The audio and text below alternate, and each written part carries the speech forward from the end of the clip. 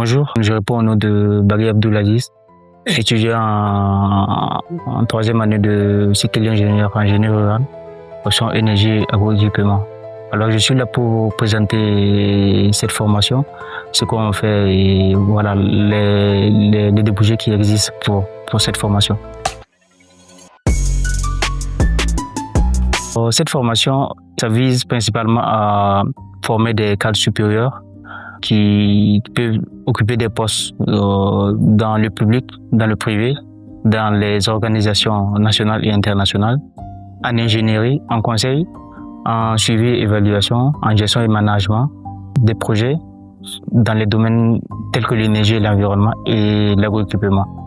Pour ce qui concerne l'énergie et l'environnement, il y a une possibilité pour les étudiants qui sortiront diplômés dans la production de l'énergie, dans l'électrification rurale, les énergies renouvelables, la gestion et la distribution de l'énergie.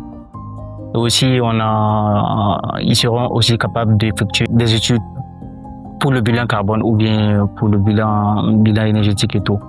Et pour l'agroéquipement, on a essentiellement la mécanisation agricole, la conception, le suivi et l'évaluation et l'utilisation des machines agricoles. Et donc voilà, c'est à peu près l'ensemble des domaines qui couvrent cette formation.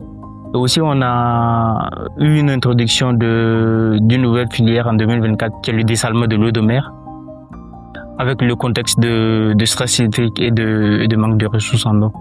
On peut dire qu'un étudiant qui sort diplômé de cette formation en énergie et agroéquipement peut exercer des activités au niveau du ministère de la Pêche maritime et de l'Agriculture, dans les régies de distribution d'électricité, dans les entreprises privées de travaux à façon de gestion communale.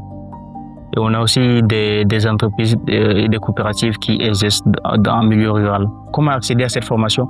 C'est principalement après la deuxième année de cycle préparatoire en agronomie, vous pouvez accéder à la formation. Ça s'étale sur 6 semestres. Le premier et le deuxième semestre sont des troncs communs que vous allez suivre avec la filière ou environnement et infrastructure.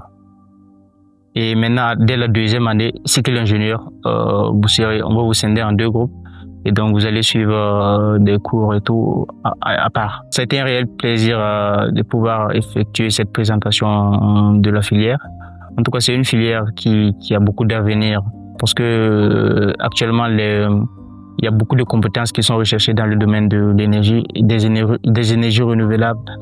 Et voilà, en fait de relever les défis dans le domaine et les défis mondiaux. Merci.